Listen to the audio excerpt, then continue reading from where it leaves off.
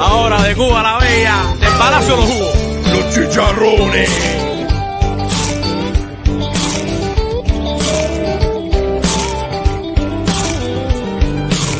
Los vecinos aquí se enteran de todo. Mi vecina era CDR en Cuba. Y en verdad no hay nothing that you can do. Chacleteras sin llames con corbata. Aquí yo vendo hot dog, pero en Cuba yo era médico. Les saco el dedo y digo Q. Sweet home Hialeah. Solo 30 minutos de Le Fallo. Oh, sweet home Hialeah. I hate your traffic, but I love you.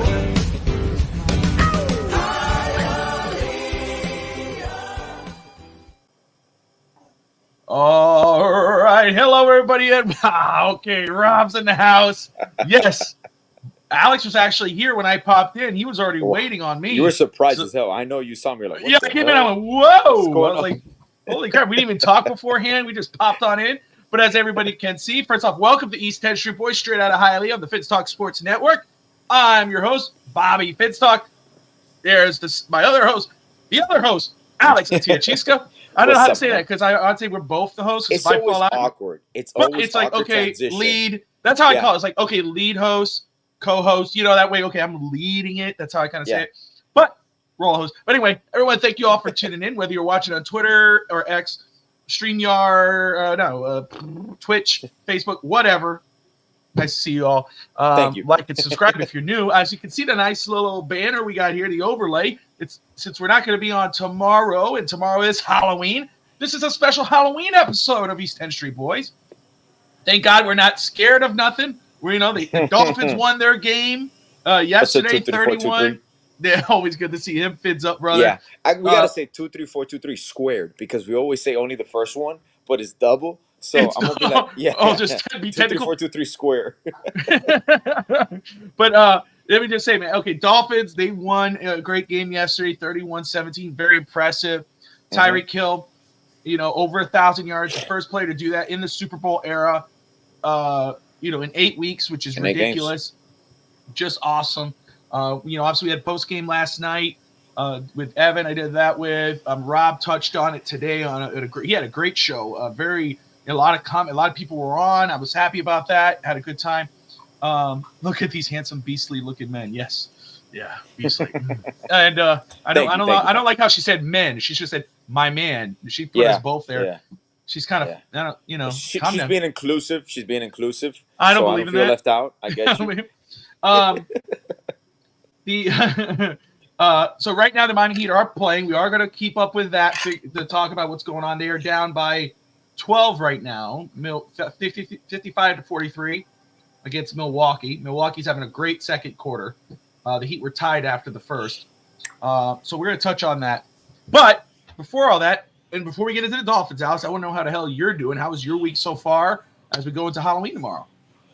It was good, man. We actually had a little Halloween party at my wife's friend's house, which is a pretty cool thing because they had a golf cart parade.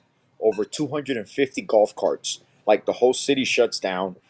Everybody just parks on the side of the road, and they have this golf cart parade. And the golf cart is like just throwing candy at the kids, which I don't know how healthy it is because if candies were all over the street and all over the floor, so it kind of reminded me of our childhood. So like I was eating candy from the floor. I'm like, that's pretty cool. It's pretty cool. That's gonna build up their immunity. But it was fun. It was a fun week. It was chill. Also, so it's a little mayhem coming up. So starting with tomorrow, obviously, because we got practices, we got tryouts this week. We got my son has a tournament next weekend, so we're going through. This is a chill week with a highlight of Halloween. Yeah, it's should be an eventful week, and I was just talking about it today when I was touching on because I'll be coaching kids basketball starting next week for my son's team, and I'm already stretching myself pretty thin, but I've got myself. But I'm excited. I'm excited because father first. That's yeah. And again, if I wasn't doing that or doing all this, I'd be bored, more than likely. So I enjoy what I do. I really enjoyed yesterday, though. The Miami Dolphins again going 6-2 on the season, defeating the New England Patriots. Of course, we know what happened in Philadelphia. We know the questions that surround this football team because they haven't beaten, quote unquote, which I call the measuring stick games. Okay, and whether you win or lose, when you win games, no matter what that team is, it's an NFL team. You're doing your job. Exactly. Now, the measuring stick games doesn't mean that you're a. Now, of course, if they go into Germany, they lose to Kansas City, then that conversation is going to come up a lot louder. But again, the measuring stick games, they haven't come up and measured up to those competition, but they've done their job, and Miami has shown that they are a legitimate force. Trades, potentially. Trade deadline is tomorrow. Can Miami do something? So Diana Rosini, I'm going to butcher her name, but she says Miami is looking into the running back market. Does that mean free agency? Does that mean via a trade, maybe a lower trade? And I know Derrick Henry's name is being thrown out there. I love Derrick Henry. I would be absolutely on board with that. But maybe it's somebody we're not expecting. Maybe it's a player whose name is not as big, but hey, might do the difference. But before we get into all that, Alex, I want to know, man. You watched that game yesterday. I want to know your thoughts on the Miami game. How did you feel about it? What stood out to you? And then we'll get into your studs and duds. Well, I was able to watch the game with this game once again, from start to finish. So I was excited about that. I actually watched the whole game. Proud of you. I was able to do it. I didn't have anything that at that moment. My son's practice was finished like at 12:30. Rushed home and got to see the whole game. The number one thing that stood out, Bob, obviously, aside from Tua's recovery after an interception, which I still to this day, it's amazing how that short-term memory is really short-term. That was the most impressive thing. I touched on it yesterday. Okay. Bad interception, for sure. But what was impressive was how quick he forgot that. Bam, next play. Which shows a sign of a great player, shows a sign of a leader, shows a sign of an MVP quarterback. But the number one thing that stood out to me personally was the Ramsey effect on this defense. When Fangio gets this defense fully healthy, and hopefully X comes back next week, he trusts when he has his playmakers and when he has his dogs, Fangio plays a different style of defense. He's even more aggressive, which keeps obviously the offense on their toes. And I just saw I envisioned the complete package, but to me it was just the Ramsey effect where Fangio trusts his corners, so it allows his defense in the middle to be more productive, more aggressive. He's probably going to blitz more.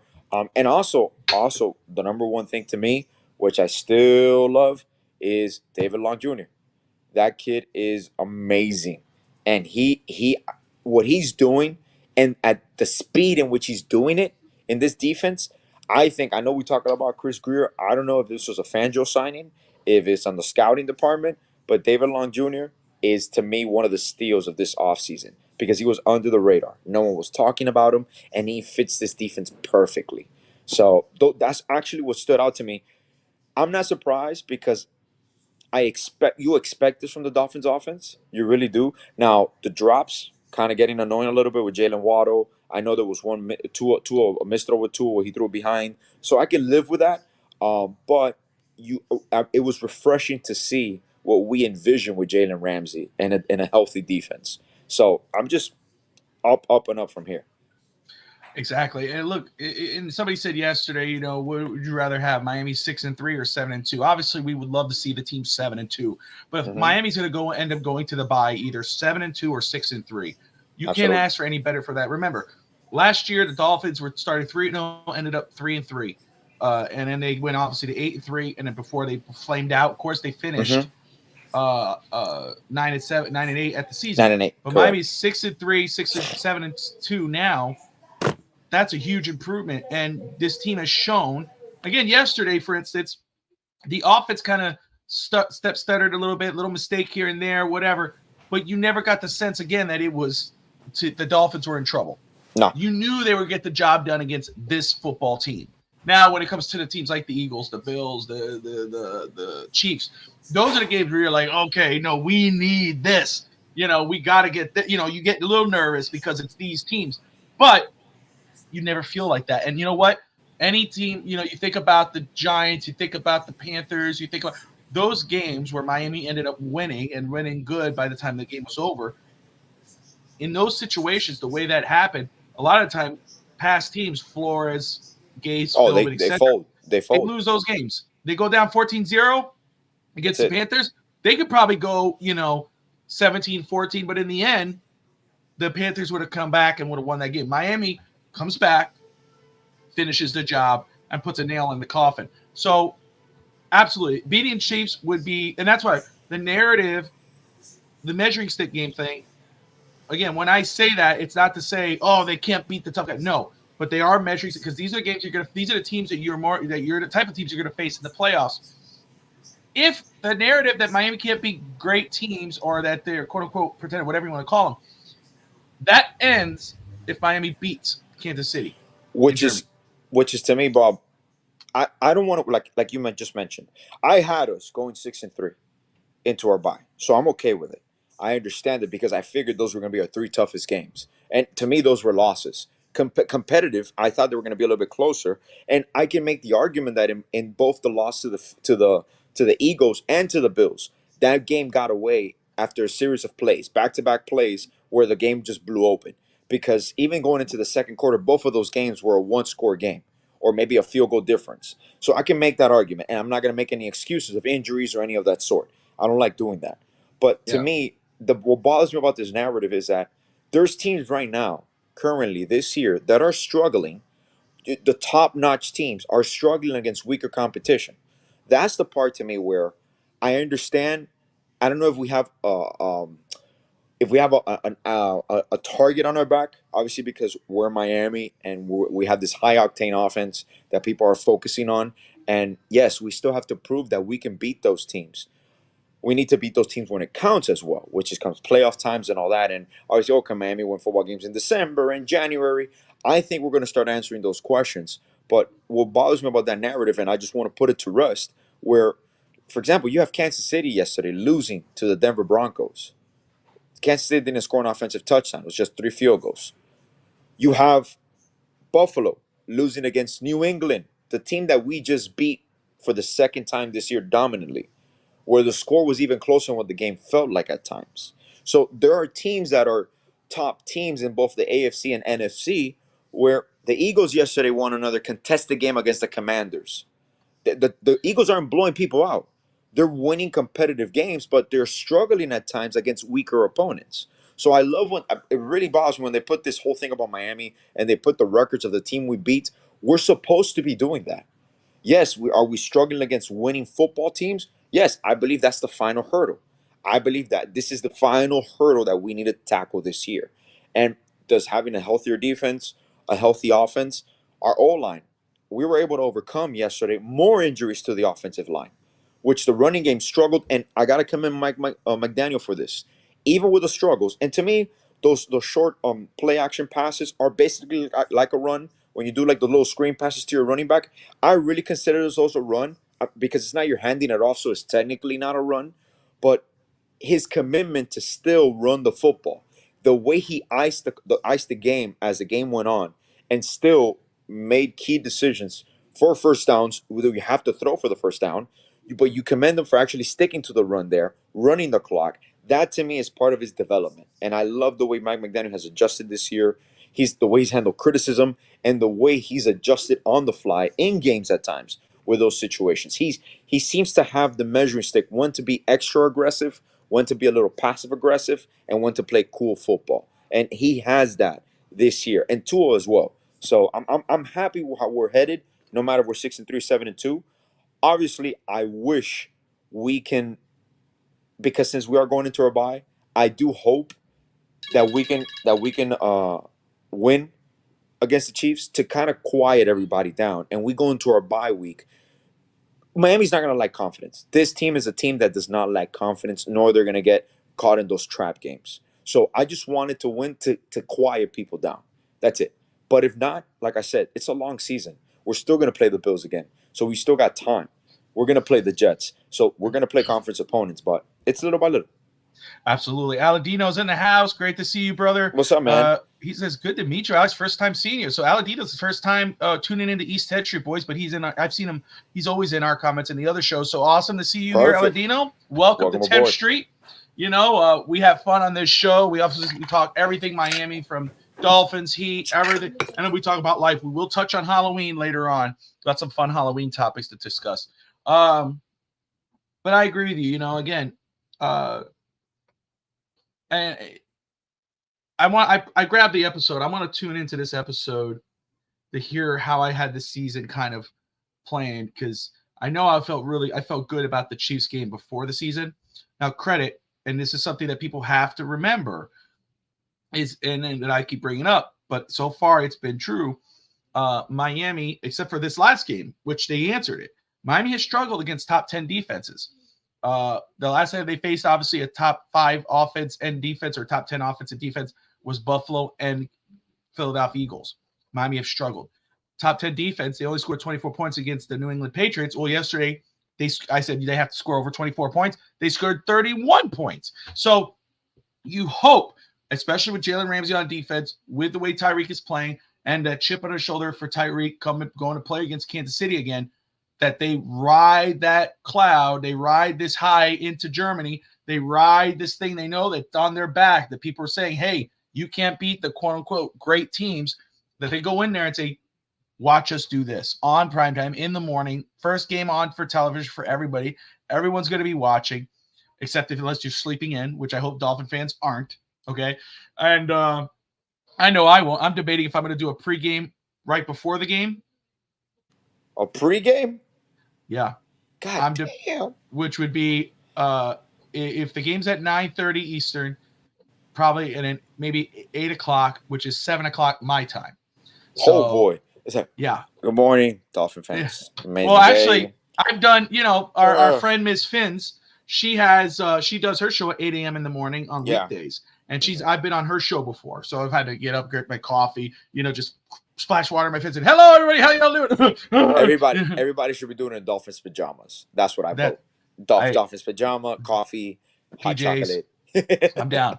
Yeah, Tati, I talked to Evan. I said, we may do it maybe the night before. I said, but Tati's like, no, I'll go sleep in Tristan's room that morning. And, I was like, oh, well, maybe then I might just have to do it. I think that'll be cool, but we'll figure it out. We haven't decided yet. I haven't decided. It's up to me. It's up to you, really. Yeah. It's like, I like the way we haven't decided. Yeah, there's no we. Yeah.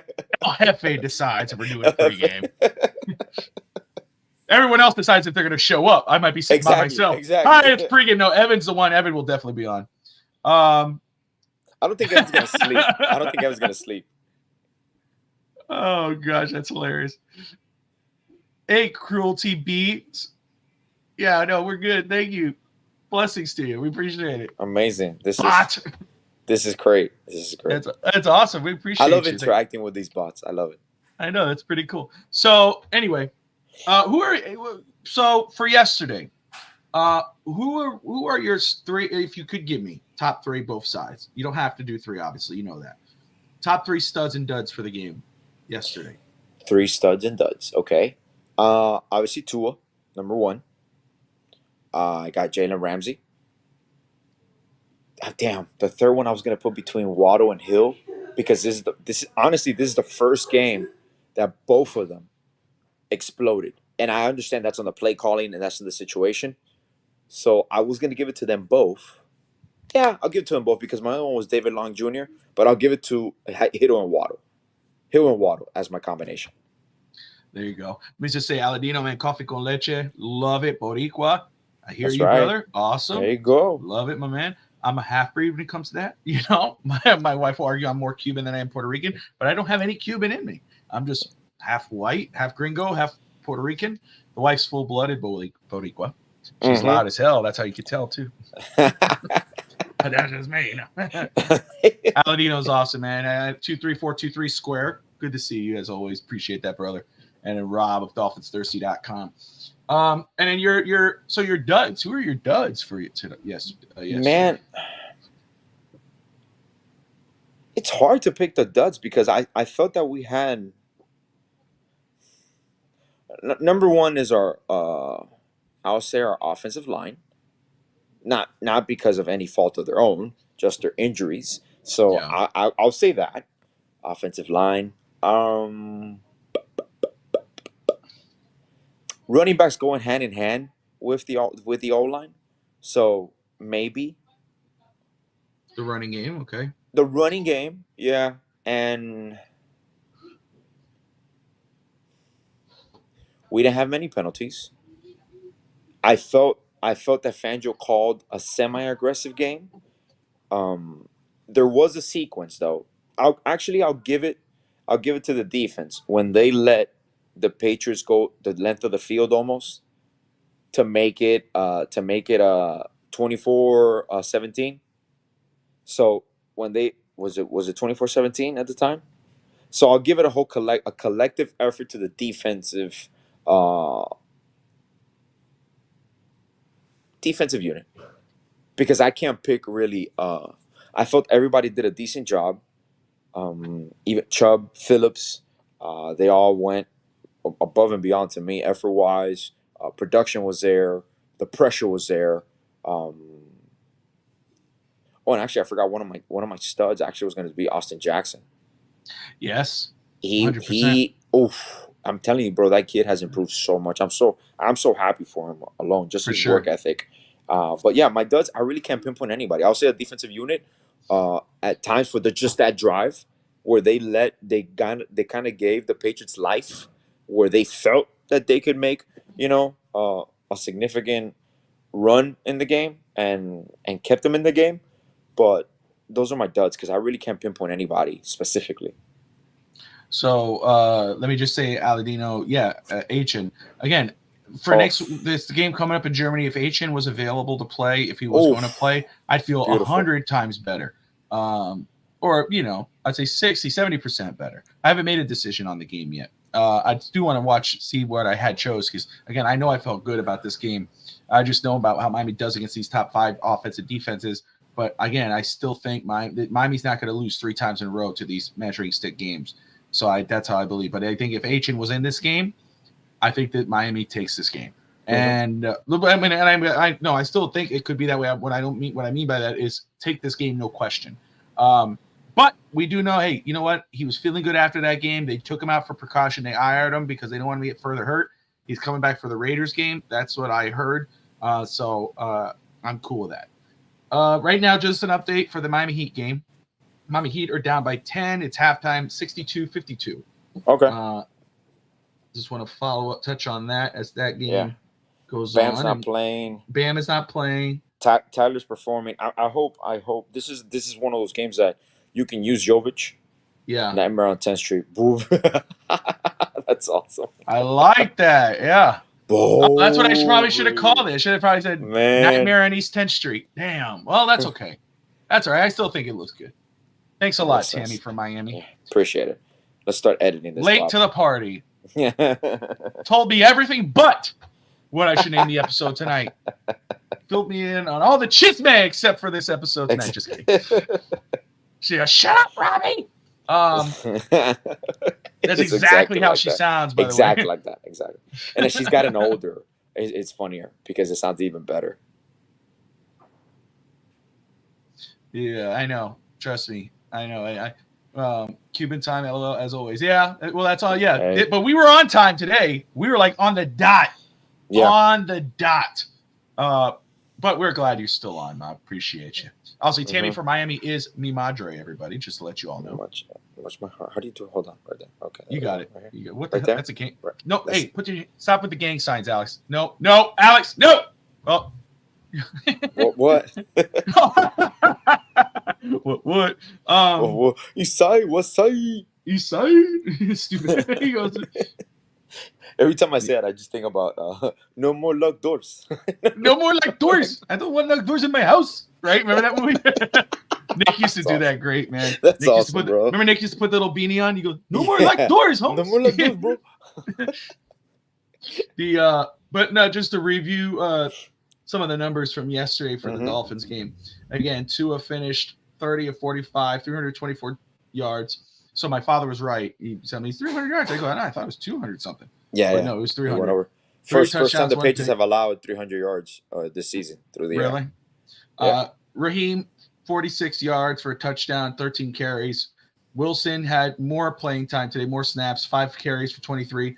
I'll tell you a dumb thing besides the interception, because again, But look I at that said, even, Bob. Even with the carries per carry, that's 3.5, 3.6 yards a carry, for which is sure. not bad. He's actually the leading back, I think, leading in history as the leading when it comes to running backs. He's the number one in yards history per carry. to carry per carry. YPC. So Tua, there was 2 things he did that was boneheaded. As great as he's been this season, and he was yesterday. 2 things was, of course, the interception, and I was touching on it yesterday. What the positive that came out of that, what you saw from him that other quarterbacks don't usually have, except for the good ones, is that he came right back, and it was like, then it happened. Didn't mess up his game. He just right there, big bomb, touchdown, smiling. But there was that my issue with that was it was a scripted play. He didn't go through his progressions. He knew exactly where he wanted to go. Instead of reading it, he threw it, and it was crowded. He made an error in judgment, followed up later. That was a boneheaded play, but he learns from it. Didn't kill us. And I don't think he'll follow up that next week. But the other one was he made a smart play running for a first down. The field opened up. He ran and he slid. It was beautiful. Yeah, beautiful. Then he ran again. Yeah, and that bonehead, God bless him, runs head first like Ricky Williams. And I said every name of the ball, like, you dummy. Because and McDaniel did the same thing. I think the first time McDaniel looked at him and said, "Don't do that again. Do not do it again." No. So that I saw right now he was 6 of 8, and I was happy that he knew when to run, but he did not know how to slide that second play. But hopefully he learned his lesson and won't do that again. Because this is the thing, and I said this was something. What was the point yesterday? It was about Tannehill. So I forgot who had said it. Which, by the way, Bob, you guys found your little quarterback over there in Tennessee. Who's you guys? Yeah, Who's you guys? Your neighbors. You keep doing that. No, everybody's saying you guys. They're not my guys. I just live here, bro. You know who my guys are. Shit. I spent 24/7 covering the damn Dolphins and the Heat and everybody. Be so funny. It really undercover after you watch all these Dolphins games and you talk about Dolphins online, you just go and Google and it's just like all the Titans information. Like you're like a closet Titan fan. You take everything off. I have been to obviously the Titan games, and they got a great fan base there, and a great the way they treat their fans is awesome. Aladino, thank you, appreciate you guys, appreciate you, brother, and everyone who is watching. If you haven't yet, hit that like button. If you're new to the channel, subscribe. Appreciate you, Aladino. God bless you, brother. Will Levis looked really good yesterday, no doubt. He looked good, man. No doubt. But my point was, something I said about Tua, because I want to bring a point up, is that when they were talking about Tannehill, give him hell ass. That come on, man. That what was it? That he said that Henry led those teams when Tannehill, because we were talking about Tannehill being a backup. Would we take Tannehill as a backup? I think that was the conversation. It was either pregame or postgame. Will we take Tannehill as a backup? Yeah, and I said absolutely. I'd do that in a second, because if God forbid Tua went down, Tannehill, that's easy given. But Tannehill will probably be looking for a starting job somewhere because he's still a good veteran. But I was saying how the difference he made. Come on, bro. Henry led those teams. And my point was, first of all, Henry was there when Mariota was the quarterback, and they didn't go anywhere. When Tannehill got there, Tannehill stayed healthy. They were in the AFC Championship game. People need to stop crapping on Tannehill. My point is, too, it's the same thing with Tua. Tyreek is obviously the MVP of the team because the team had changed with him and McDaniel. But my point is that it's the same thing as somebody saying, "Oh, dude, come on, Tyreek led those teams when Miami makes a playoff run or an AFC championship, whatever." That's not true, because if you take Tua out of this team and you have Mike White or Skylar Thompson, where do you think this team goes? Yeah, that's where do you know what I'm saying? So it's like let's stop discrediting what these guys are doing, especially what our quarterback is doing, and that's why it's so important that he protects himself when he's making those type of runs. Bro, what you just said. You don't look cool. You don't look cool. You look dumb. You're not. I know you want to win, but if you really care about winning and you care about this team going deep in the playoffs, and you care about silencing the haters that are still out there, don't do that. Don't do that. Go ahead, Alex. Sorry to interrupt you. No, that's fine. One of those things that pissed me off, and it's obviously about even Tyreek Hill, the conversation where we know Tyreek Hill from the Chiefs, but when you compare Tyreek Hill now with the Tyreek Hill from the Chiefs, he's a different player. The way he's evolved, now he's a complete receiver. Like you can start seeing that the way in the last few years, when he was in Kansas City, but when he got to Miami, obviously you go from one offensive genius in Andy Reid to another offensive genius, innovative in Mike McDaniel. A legitimate offense, and it's always Andy Reid. I'm not taking that. Yes. I'm not saying to him, but a legitimate offensive genius. Yes. Because how many offensive geniuses quote unquote did Miami try to hire? Philbin, Gase, Cameron. But those guys are frauds. McDaniel. But you saw what he did. What I love about McDaniel, this is his offense, yes, but McDaniel has adapted his offense as well to his personnel. Sometimes these coaches, and from a coaching's perspective, I put my coach's hat on right now. I do not understand how coaches are so hard-headed, and you want to get the personnel that fits your system, but you have personnel that is talented. You can adjust your system to the personnel you currently have, and you can tell McDaniel has done that. And what it does is those players flourish in that role. So to me, and that's part of coaching. In the concept of, we always compare, obviously, we're always going to compare McDaniel to Brian Flores because it was his predecessor. You cannot be close-minded where you have something that could work, talent that is serviceable, and you don't know how to use it. That's why, to me, when coaches say about, oh, this player, like, we got to trade him, and then they flourish somewhere else, is because they're using their talents. For example, that's like having Tua under center. What did McDaniel do? Tua's rarely under center. He's always in shotgun. That alleviates the time. It helps you with your release point, helps him see the field. Why not do that with other players? So that's when the tactician part comes in, where you facilitate the game. And then it pisses me off when they're like, oh, what would Tua be without Hill, Waddle, and all the speed? Miami is just speed. If you take that out, Tua isn't anything. That's like saying, what happens if you take out Marvin Harrison and Reggie Wayne from Peyton Manning? He's still Peyton Manning, but he's not going to put up all those numbers. If I remove Jerry Rice from Joe Montana, he's not going to put all those numbers maybe. If I take away Jerry Rice from Steve Young. Like, those are things that really bother me. Like, talent wins football games. The way I argue against that, because I know people go, oh, are you comparing him to Joe Montana? And no. I would say this. My thing would be, he's only having those numbers because of Tyreek and Jalen Waddle, et cetera. Okay, he should be having those numbers with those guys. If he wasn't like Skylar Thompson and Mike White, or not Mike White, excuse me, I'll say it because he hasn't had a chance, but like Skylar Thompson and Teddy Bridgewater, then that would be a problem. If you traded for a Tyreek Hill, the best wide receiver in football, if you had Jalen Waddle, one of the better wide receivers in football, 1B in most teams, number one receiver on most teams, you had him those guys as weapons, your quarterback better be putting up numbers.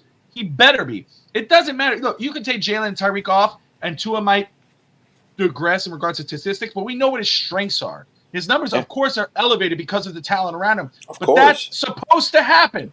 So that's not an argument people are supposed to be having. You can talk about his concern or whatever, but don't touch on that. I always tell people, he's supposed to be that good because of those weapons. I would be concerned if he wasn't.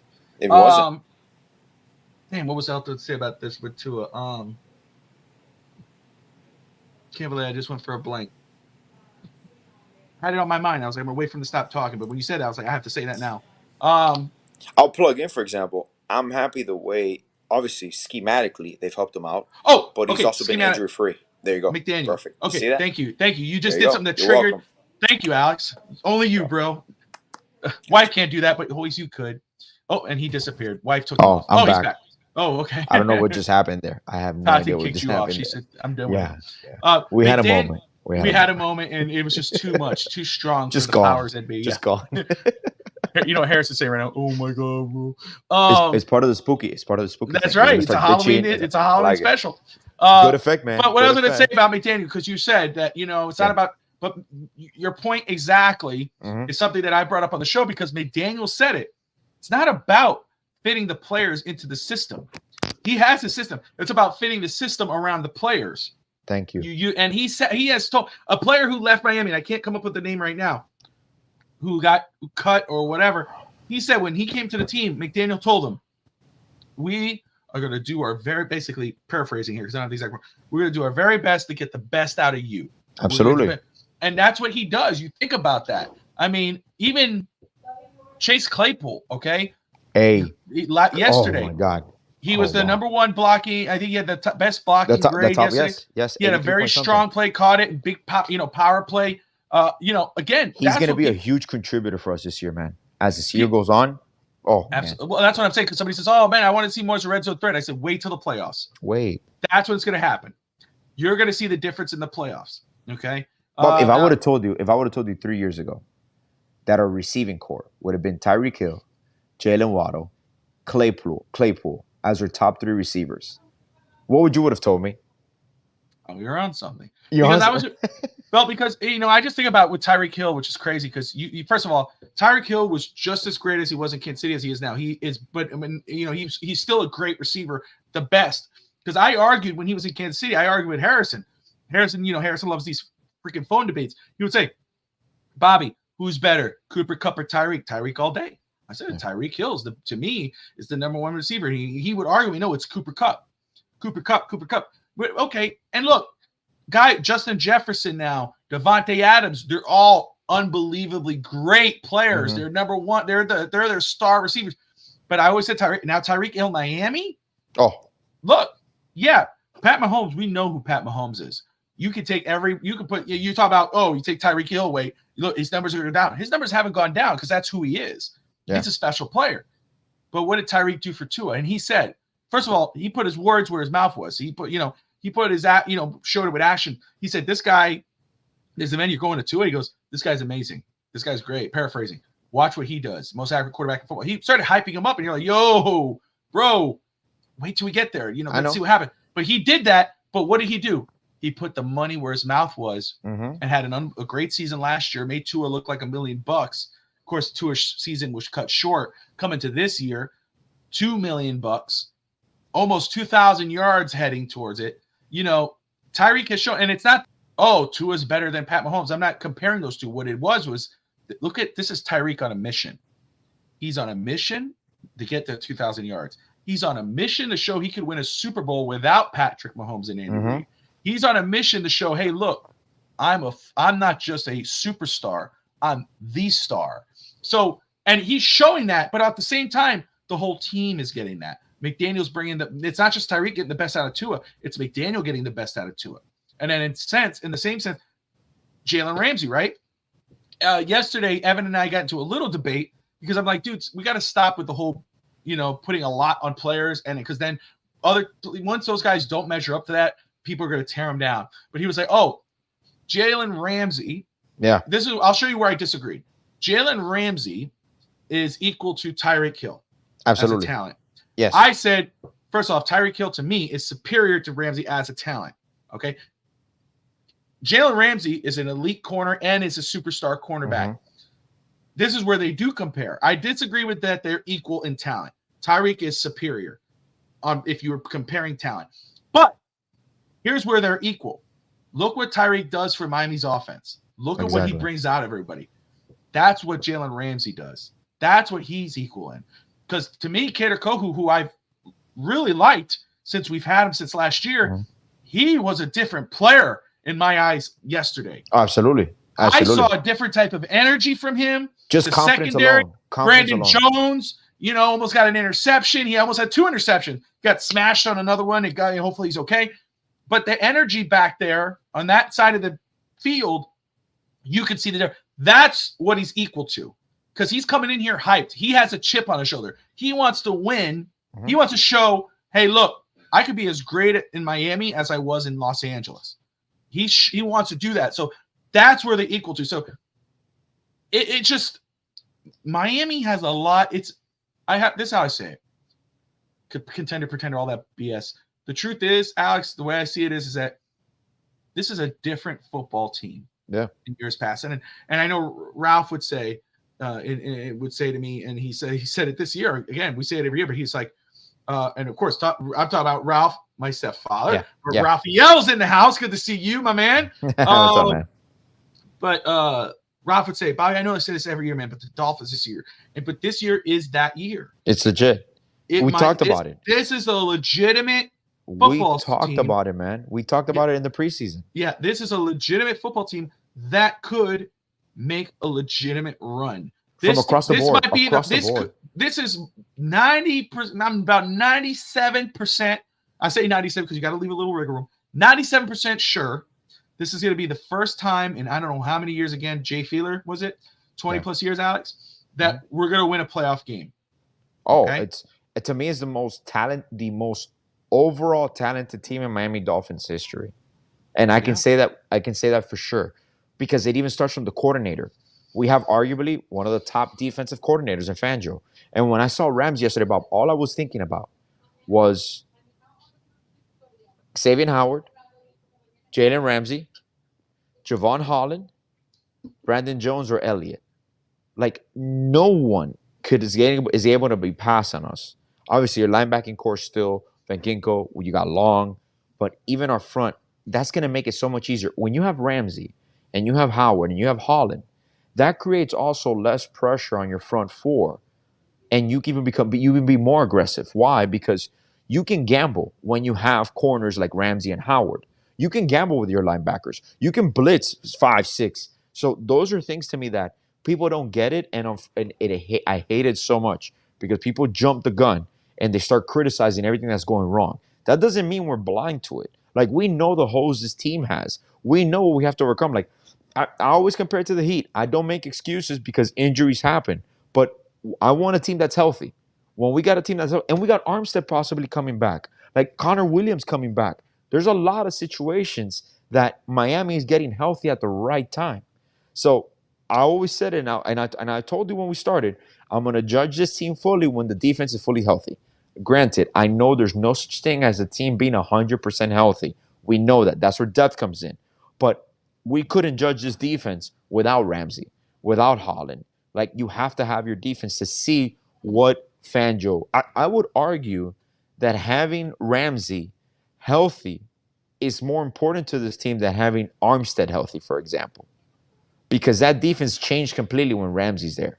It changes your scheme. Well, not your scheme per se, but your demeanor, the way you're going to attack certain teams. Where at times you might be a little bit more conservative. You just mentioned it with Kader Kohu.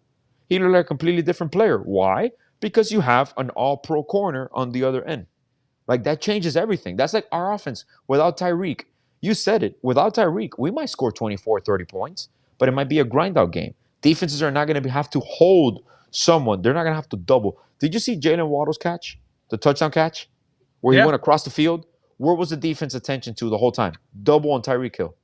Obviously, I know it was the safety miscommunication, but still, the attention was Tyreek Hill. What happens? Waddle's wide open, bro. He just trots into the end zone. Like, that to me right there is the epitome of what having gravitational pull as a player does. You have to follow them around everywhere. And let me just say to Raphael here, and again, brother, always great to see you, my man. He says, I can't say Tua is an MVP due to all the interceptions, 8 games and 7 picks. Hurts has 8 interceptions in 8 games, and Eagles are 7-1. My opinion. I get that. Excuse me. Yeah, but I will say though, I understand that. Okay, because I've said this. This is my talking point in regards of MVP. It's about most valuable player to the football team. Yeah. First off, and if you take 2 out, what happens to the football team? But true that too is that interceptions are a concern, and that's something he needs to get better with. Because somebody was just saying the other day, how can Hurts be the MVP if he's throwing all those interceptions? To me, the MVP, and this should be the way it is, especially if he breaks 2,000, is Tyreek Hill. To me, the MVP is Tyreek Hill. Yeah, but you see, on that argument alone, Mahomes has 8 interceptions, I believe. There's like this year, Allen has already 8 interceptions. Like, you have stats. Russell Wilson is probably top there in quarterback play this year. But look at his team. His team is 3-5, or what? Two was it 3-5? Yeah. Oh no, 2-5. I don't even know. Was yesterday their second win? Yes, I don't even know. believe so. Which Okay. I picked. I picked them to beat You the picked Chiefs. them to beat the Chiefs? I did. What Yep. was wrong with Mahomes? Because I mean, Mahomes is my fantasy quarterback. I found out something was wrong when I look up the score and he has 10 fantasy I think points. I think I read his wrist or something, but that's not why I picked. Oh, okay. I picked Okay. the Broncos because it was in Denver, because of the weather, because it's an interdivisional game. It's a recipe for a Trap game. Yeah, it's a recipe for a slip up, and that's exactly what it was. Nothing against the Chiefs, nothing, doesn't say anything about the Broncos, but I just kind of saw the writing on the wall. I know Evan was like, before this game, he was like, oh, you're crazy. There's no way. There's no way. And they went, oh, no, there's a way. Make sure I'm not missing this here. Oh, okay, well, 83-69 for Miami, down 14 in the third quarter with 4 minutes remaining. Tyler here with 29 points. Yeah. But, see, my only issue with that, very quick. And, guys, again, you're watching East 10th Street Boys straight out of Hialeah on the Fitstock Sports Network. It's our Halloween episode because we will touch on Halloween before the show ends. But, again, on Fitstock Sports Network, on East 10th Street Boys, we talk about the Dolphins, the Heat, the Marlins. So stick with us and give us your points of view and whatever. Even if your team's not the Heat, you have an NBA team, or in the comments you want to continue the Dolphins conversation, you can put your comments and questions down there. We'll touch on them before the show ends. But right now, I just want to say something. Yeah. Beautiful 29 points in 27 minutes for Tyler. What sucks, it's coming in a loss if they do end up losing. That's the biting thing because it's like you got to make the difference. There has to be a difference. And I don't know what's going on with Jimmy, only 11 points. Well, Bam's not playing today. He's out due to hip. He has a hip injury. So Bam's not playing today. You still got Highsmith out. Jimmy, you're going to have – they have their full team. Like I said, not an excuse whatsoever. But you see, to me as a team, today is a game where Spo could play Jovic, and he makes a difference in that second unit. Because Jaime is playing amazing. You have he played Orlando Robinson. Orlando Robinson struggled a little bit against Giannis and Brook Lopez. So I don't – like I said, Richardson. This is Richardson's first game back from injury. I do expect eventually Richardson to be in the starting unit. It all depends on Spo. Spo likes to give these a few games. So I'm not going crazy about it. I'm not worried about it all. But, at all. And this was a game that you need. Tyler's role this year, like I told you, Bob. Tyler's going to lead the team in scoring. This team is built. Tyler here was going to lead. And now, like I said, it looks bad because it's on a loss, but you can't attribute it to Tyler. Without Tyler, this offense right now is just slacking, which is why Jimmy kind of coasted through the preseason. He didn't play any preseason games. He was chilling against the Celtics. He rested against Minnesota. You know that this comes with the territory with Jimmy. So let me ask you this, because we both believe Miami's going to go to the playoffs. We're not worried about where it's at right now. At all. But I did see, so clear this up for me just so I know. Go ahead. I did see that somebody was, they I don't know why they care so early, but they show that Miami is projected to have the second pick in the draft. Do we own that pick? This year? Yeah. What year is it? 20? Yeah, we own the pick. It would be the 24th. So whatever happens, we have that pick. Yeah, we have the first round pick this year. Okay. Yeah, I don't know why anybody cares. I saw that, but I said, man, do we even own that pick? So even if they did for some reason, which crap the bed, Miami could end up having a high. If I'm not mistaken, do they have the swap? I gotta confirm because I don't know if we have the swap with OKC next year. That's what I thought. Yeah, I think we own our pick because we had a pick. Yeah, obviously it was Jaime. We picked him up this year. And then we were going to trade for Dame. We were going to trade we were going to trade 2 first-round picks. I believe 2025 is when. Dame. That's what I wanted to look up. Let's see how he's doing tonight. Dame Lillard is 16 points, 4 assists, 5 rebounds. Yeah, he's having a decent game. Yeah. Well, I mean, here's the difference between the Heat and the Bucks right now. 2 players are over 10 points. Tyler has 29. Jimmy has 13. Yeah. They have 3 players, 18, 18, 14. Bobby Portis with 14, Giannis with 18, Damian Lillard with 18, and Brook Lopez is at 9. So this is the part that I always say. Right now, the whole situation with Kyle, and let me correct it because I know I talked about this a lot before the season. Kyle Lowry is playing decent basketball. I don't have anything against Kyle Lowry because people might hear me like, "Oh, Alex, you don't like Kyle." I like Kyle Lowry. I don't mind him being part of our team, but I believe he's better suited to come off the bench with the second unit. He keeps him in the first unit. It's kind of like what, and it's not even that. Because he's been playing well with Love. Love gives you the scoring. Kyle gives you that veteran leadership. But that starting unit becomes a little clogged when you got Hero and Kyle. When they start doing their subs, and what if you've noticed what Spo's doing, he takes out Tyler first to then put him in when he takes out Jimmy. So there's times that I know Spo's going to work with that. When Richardson comes back, Highsmith coming back is going to be huge. People don't talk a lot about Highsmith. You're going to see the defense. Right now, you're missing Highsmith, Adebayo. Your defense is going to slag. It's because you don't have elite wing defenders right now. You got Richardson coming back. You're missing Caleb Martin. You're missing Bam Adebayo. Those are things that you know are going to happen. It sucks that the first 15 games of the season are going to test us because we play, I think, 11 games on the road out of the first 15. We have a very road-heavy schedule in the beginning of the year. So this team is going to go through its trials and tribulations right now. Now, I know Spo, like I said, Spo was guilty of giving extra games to these rotations sometimes. He sees something. Like, for example, me, I cannot excuse. I'm just thinking as a coach, why am I not playing Jovic right now? I'm down 19. My offense is struggling. Like, why am I not incorporating with Jaime, even with Kyle in the second unit, with Robinson? Like, there's no reason Kyle Lowry should be playing 30 minutes right now and Duncan Robinson 8 or 9. Like, that should not be that way. Kyle Lowry should be in the 20 to 25 minutes on a nightly basis. Obviously, injuries are not helping out with that. I do believe when Highsmith comes back, when Caleb Martin comes back, that's when you see Kyle's numbers go down to 20, 25 minutes. Jaime's number are going to start picking up a little bit. He's dealing with a groin injury. I do believe Jovic eventually will be part of semi-rotation with you had to start Thomas Bryant today. So that throws off. Honestly, I was surprised by that because Spo likes to keep his bench unit intact. I thought he was going to start Orlando Robinson or even go with Nikola. But he went with Thomas Bryant. I'm like, all right, to establish defensively against Brook and Giannis. But Thomas Bryant defensively is not Bam Adebayo. So this is another case, Bob, right here. When you see games like this, people do not understand who Bam Adebayo is to this team and as a basketball player. Or like now, you see the stats picking up again. Bam Adebayo is shooting consistently now. He's getting to the free throw line. He made that commitment. He's being aggressive. So now people are going to start seeing the difference. But this is another case where you start analyzing. You're like, it's early in the season. But like every year, Bob, 15, 20 games into the season, that's your measuring stick. If you have to be healthy, if you're not healthy, that's your team. That is who your team is. It feels like a repeat of last year, kind of like a fallback, more talented, more depth, but we started the same route. So I know fans are going to get antsy, but I do believe we're going to go on a semi-run. We're going to get to 500, even if we lose today. You want to come back from your road to 2-3.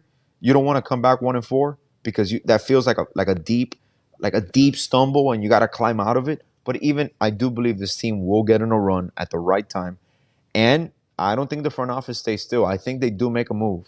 I'm not saying Harden or anything, but that's still my dark horse.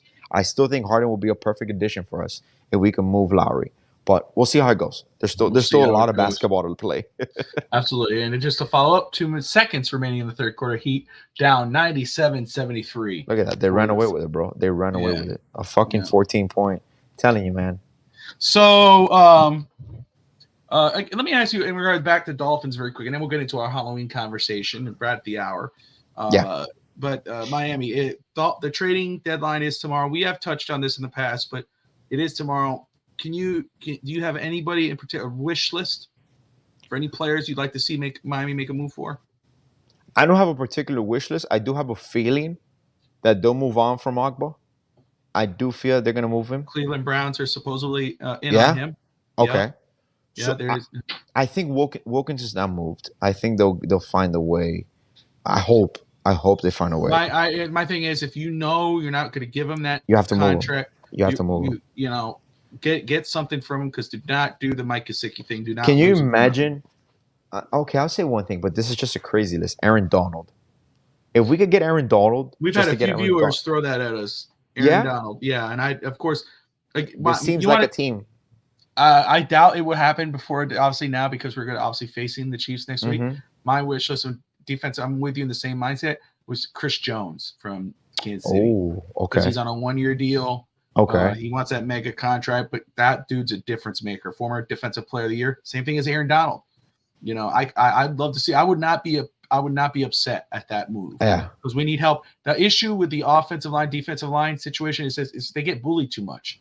You know, you kind of see the lack of physicality on those two sides of the football. And again, Connor Williams I think is more missed than Terron Armstead, which is crazy because I think Kendall Lamb has done a great job. But it's fair. Eichenberg It's fair. has not. Yeah. We need Connor Williams back. I don't think there's any real move. Miami. I did say Garrett Bowles, offensive tackle, but I think realistically we could live without that. I don't really see any move the Dolphins could do offensive line wise in a trade that's going to improve the offensive line than what it is right now. It's just the bitter pill we got to swallow. Yeah. Defensive line, there's plenty of moves that Miami could make. Leonard Williams just got traded from the Giants. I forgot where. To the Seahawks. Thank you. That was a move I would have made. I would have made a call to the Giants and brought him to Miami. He's one of my guys that I had on my list.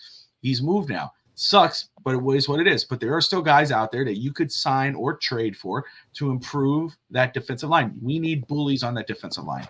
We don't need a fun-loving guy. Not saying that's what he plays with other teams, but we don't need another fun-loving guy like Christian Wilkins. We need a guy who's mean. We need another Sue type of player, a guy who's mean, aggressive, that teams are scared of, who's going to, not just, be run stopper, but a pass rusher as well, and open up the opportunities for a Jalen Phillips, a Bradley Chubb, and a Van Ginkel and so forth. But we will see. Yes, Raphael brought that up to Aaron Donald. Tannehill or Kyler Murray to the Vikings. I see the Vikings making a move because now, they still have Kirk Cousins, even though he's out for the year, I believe. But he's a free agent. He's a free agent, right? I don't know if he's a free agent after this year. This is last year. Maybe he is. Yeah. Yeah. But they might make a move. Do they think if they make this move, if they go for Kyler, who has more year? Obviously, Tannehill's a free agent after this year. So if they did make a move, it might be for Kyler. But does that get the juices flowing in Minnesota? You know what I mean? It's like, if you trade for Kyler, that's long term. That's your long term. That's what I'm saying. Do you want to really do that, or would you rather? That would be an O'Connell decision. Kevin O'Connell, the coach. You know what's crazy, Bob? I'm gonna have my early prediction where Kirk Cousins ends up. Kirk Cousins is a starting quarterback for the Chicago Bears next year. Ooh, interesting. Kirk Cousins, dude. Like I love that guy. I think he's a great quarterback. You know what I mean? Like a team that needs a quarterback. He's underappreciated. He's underappreciated. If for instance, if Stafford ends up walking from football or just walking from the Rams, that's a perfect. Kirk Cousins right in Los Angeles, easy, done. That's true. You know what I mean? Patriot, and I hate that, but the Patriots, they're ready, if they're ready to move on from Mac Jones, call Kirk Cousins. That's the thing, man. You know what's crazy, Bob? Who leaves first, Mac Jones or Bill Belichick? Oh, I think it has to be Mac Jones. Mac Jones, right? Yeah. I don't think. When do you see Bill retiring, man? Like he's gonna wait until he passes Shula? He'll never pass Shula, man, unless he plays for another 10 years, coaches, and he hits the jackpot on another quarterback. I just can't see it. How many wins? But doesn't he need like 28 wins to pass Shula? Well, how many wins does he have now? 300. So, and Shula's 347, isn't he? Oh, but that's including playoffs. Are we counting playoffs? Oh, I think, right? Have to. Wait a second. Is Shula 347 with playoff wins or regular season wins? I mean, you see, this is one argument that we could always have. So, you can argue that a player's stats, because, for example, professional athletes, their playoff stats don't count to their favor. It's only regular season stats. So I understand it's not fair because some players are not going to make the playoffs and all that, but still, like there has to be some way. So, okay, all right. So right now, Don Shula is 347. And I don't know if that includes, let me make sure. Yes. The NFL has most wins across the regular season and playoffs combined. Belichick, Shula has 347. This was made, let me make sure, this was written yesterday. So currently, 347 for Shula, 331 for Belichick. Also, he's only 16 wins away. Yeah, not far off. Not far off. Now, the only argument I would have with that is who's coached more years? Who has coached most years? Shula? That's what I'm saying. Who coached Shula's more coached years? most year. I mean, and Shula won through. That's crazy, because Shula won without Dan Marino. Very unprofessional. Unprofessional. You know, I'm doing a show live here, and you're gonna play around with stuff. Really? Very nice. What's up? Do you want to eat my fist? Oh, like that? Physicality abuse. And this live is on air. live. You guys saw that? I saw that.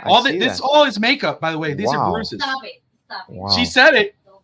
She said it. Yeah, I heard her.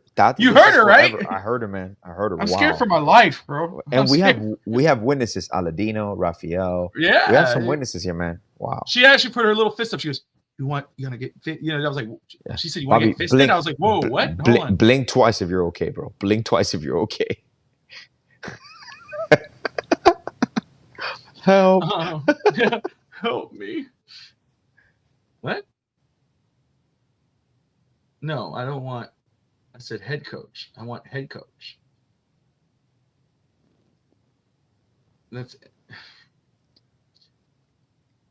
says 49 years. There's no way. That's total. Okay. So 4 years. Alex, do the math. Help, Bobby.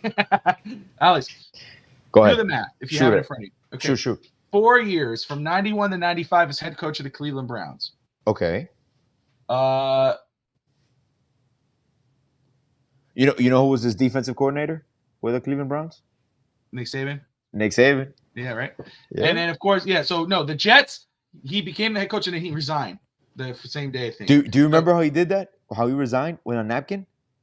No, I didn't see that. Bill Parcells took him. Bill Belichick was an assistant with Bill Parcells in the Patriots. Bill Parcells gets the job in the Jets, and then Bill Belichick obviously goes to the Jets. When Bill Parcells resigns, he resigns on a paper as the Jets. Is like, I resign as HC of the New York Jets. Oh my! And then he signed with the Patriots. Let me see if I could open this up. I probably do this for. And then he's since 2000, so 23 years. Yeah. So 27 years. 27 years coaching as a head coach. Yeah. As a head coach. Yeah. 49 years total. Okay, so our boy Shula. Let me move this over here. You just got to compare the win and losses there. That's what I'm saying. Because if who's done it in a shorter amount of time at that point? Oh, it's going to be Belichick. Remember, he had winning seasons galore with Brady. So you see, Shula's 347, 173, and 6 ties. God, I didn't know he's tied so much. Which one thing that I would eliminate from football is the ties. Bill Belichick is 331 and 171. Actually, they almost have the same exact winning percentage, man. Mm-hmm. So you can argue that games coached, obviously it amounts to, because remember, when Don Shula coached, it was a lot of 14-game seasons. We said 27 years yes. for Belichick, right? Correct. 31 years for Shula. For Shula. He spent 6 years with the Baltimore Colts and then 25 years with the Miami Dolphins. Hey, what's up? You just said, do you want to get fisted? Did you just say that on air? You said that to me. No, I said that you want to eat my fist, you perv. This is still on the air. I'm telling you, this is crazy. We're still live, you know? This is crazy, man. Why would you say that though? I don't know, dude. Bobby, just toss a credit card to the corner and run. Yeah, that's right. I was gonna reply to him that I'm the CFO, I'm the one tossing the card, but I didn't want to question your man. Yeah, she still goes through my wallet. He goes, how do you still have money here? Yeah, I see that. I gave you $20 only, Bob. Yeah, that's right. How do you say it? It's funny, like it's legit. Like whatever money you make is not yours anymore. It's just the house, the home income. It's like great pacing. No, it's like, hey, can I buy this? And I see myself asking, like, can I buy this? It's like, wait a second, why am I asking if I can buy it? It's like, who am I checking up with? I would love to be able just to buy something without being like nervous about buying it. You know what I mean? Like having to like That's what my, I miss. That's what I I miss saw. about being single. The only thing I miss about being single is that, like, So you I can buy saw. whatever you wanted to buy and not have to answer to Like I know right anybody. now I can't buy nothing, right? I gotta wait till payday. But I Yeah. found today I saw a nice sweater, a white, beautiful Miami Dolphins 54 stitched sweater, extra large, $80. I was like, oh dude, I want to buy this. Like I said, I want to buy this. And then I remembered I'm married because her face is right there on my next to my computer at work. And I'm like, Yeah. but I can't. I gotta go Yeah. through her. My kids 'Cause have to eat this week. So I could spend $80. My kids could still eat. I yeah. mean, so can I? Hey, here's a pointer. Heat are down 100. It's 107 to 90. Heat have scored 17 points in the fourth to the Bucks 10. So maybe Heat make a little run. Still Making a 7 run. minutes left. Yeah. Maybe. Who's playing? Who's on the court? That's what I want to see. Let me see. But who's on the court? Aladino says, yeah, she was born on the island, Aladino. She is from San Germán. She is a legit Puerto Rican. You know, she still, if you know, she still has some salt water on her skin. I was gonna say you right there. I was like, no, you can't. All right, let's have some fun, man. We're having fun anyway. We'll keep having fun. Real women make tortillas. No, she can't cook. She can't cook like that. She makes me chicken wings, so. She made me some chicken wings. She did them fast too. I was like, she's like, what time's your show? This is what I can't stand. Why are you asking me that question? What time is your show? When you know. every week I do the same show at the same time this night. What time's your show? 8:00. Oh crap, I gotta finish your food. Like, you know what I mean? It's like, come on, dude, just hold it till the end. All right, guys, it's Halloween. I hope everybody has an amazing time tomorrow. I know we are. I mean, it's gonna be cold. It's in the 40s, low. It's probably gonna be mid 30s, high 40s, low 40s, high 30s tomorrow. Yes. I love it. The kids are gonna have fun. We always love going to Halloween trick or treating here on Main Street because they do a whole thing. They decorate. It's like if you've seen the movie Halloween with Michael Myers, or Halloween Town and all Disney, it's just like that. Everybody decorates their house like it's a movie. You got Haunted Mansion, you got freaking everything. Anything you could find, they have. Haunted Mansion and everything else. Everything else. But it's just amazing. And I'm very excited. You know, again, my favorite holidays, obviously Christmas, obviously, right? I'm not talking about just Christmas presents on the tree, obviously. You know, the birth of the Lord, all that. But I'm, you know, obviously just the cookies in the milk. Christmas. Cookies in the milk. But just the feel of Christmas, the lights, the trees, the atmosphere is just awesome. The weather. She's such an ass, dude. You know what she said? I work overtime, Bob. Work overtime. No, you know what she said to me earlier? It was just awesome. Yeah, OnlyFans. But I found out that I have some. I want something, and I want to confirm though. I did send everything, and I'll tell you after the show, and then I'll share it with everybody else once I know, because I don't want to say something and not be true. Yeah. But I told her, I was like, hey, did you see my message? I went, and she's like, yeah, I did. Also, she goes, hey, listen, I'm happy for you. I gotta let you go. I'm still working on this TV, and she goes, but I'm happy. I'm happy. What did she say? Ty, I know you're watching. You said the journey, right? I'm happy for you on this journey, or some stupid thing she said.